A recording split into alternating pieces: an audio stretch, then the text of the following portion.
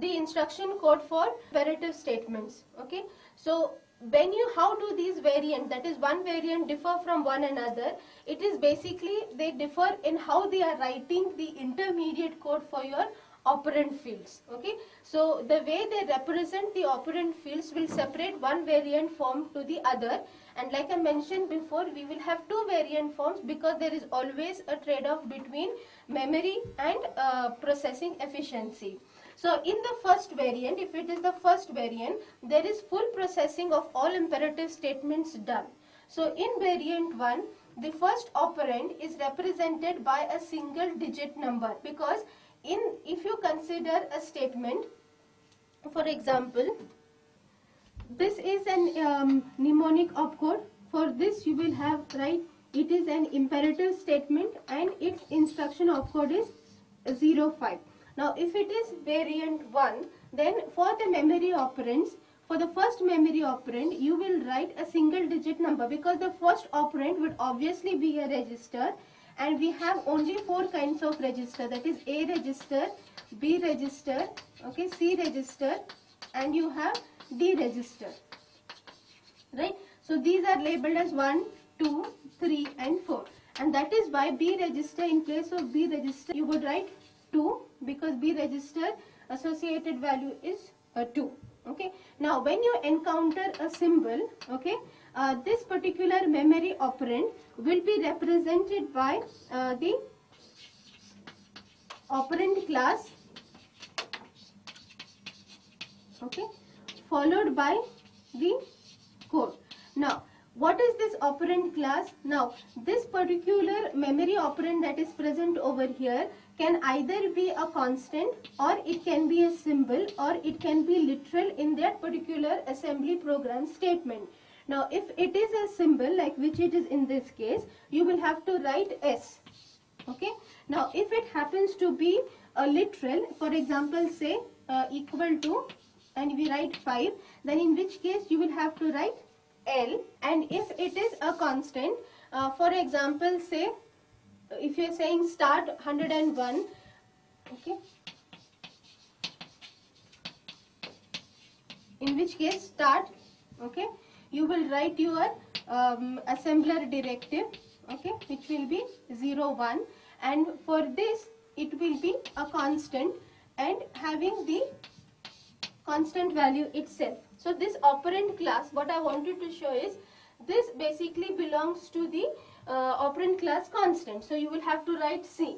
If it is a symbol, you will have to write S, and if it is a literal, you will have to write L. Now for this particular statement, it happens to be a symbol, so we write S. Now what is this code? For a constant, it is the constant itself, so you will have to write the constant itself. Now for a literal or for a symbol, okay, you have to write what is the entry number associated with this particular symbol in the symbol table, or if it is a literal, what is the entry number of that literal in the literal table. Now for example, in this program which is present here, a symbol table is created which contains the symbol, and it contains the associated address, and if you also have the index, okay. So at entry 1 we have the symbol n defined, then you will have to write S comma 1. That is the entry number of the symbol n, okay, associated with n, so which happens to be 1. Now if it happens to be a literal, then you will have to write L, and you have to write the associated entry with this particular literal, okay. So that is given by L comma M, where M represents the entry number of that particular literal in the literal table, which is similar to this one.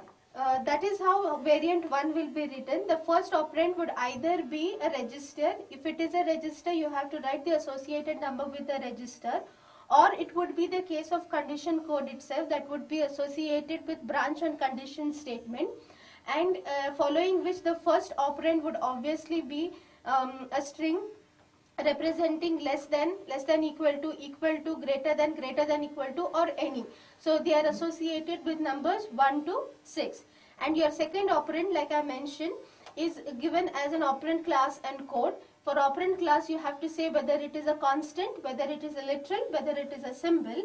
And for the code, if it is a constant, it is the constant itself. And for a symbol or a literal, it represents the ordinal number of the operands entry into the sim tab and literal tab. That is simply the entry number of that particular symbol or literal in the symbol or literal table. Okay. Now this is an example of variant 1. This first thing was the mnemonic opcode. It is represented by the class and it is represented by the instruction opcode. So not instruction opcode, but the ordinal number of a start within the assembler directive table. So start will have AD and it is having value 0, 1. That is the ordinal number is 0, 1. For the memory operand 200, you are going to write the class as C and the constant itself. Now when you come to read A, okay, it is an imperative statement. The associated instruction code is 09, and when you come to the second memory, when you come to the second operand, it happens to be a symbol and its entry number in the symbol table is 1. Okay. Now when you come to this statement loop, move R, A register comma A, this will be entered into the symbol table. Okay, and associated address also would be placed into the symbol table. For move R, it is an imperative statement and the instruction opcode is 04.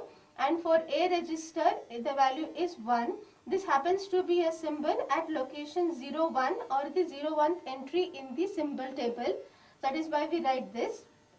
Coming further down, if you look at sub, it is an imperative statement. Okay, its associated instruction code happens to be 02. A register is 1.